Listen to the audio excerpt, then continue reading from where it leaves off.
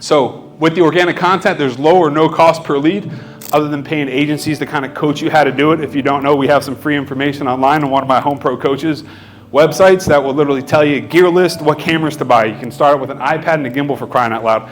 Buy a DJI mic, one of these things.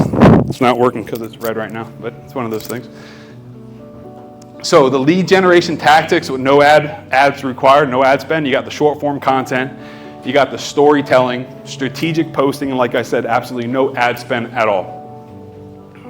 And today I'm literally showing you guys exactly what I'm using. So I'm in the trenches.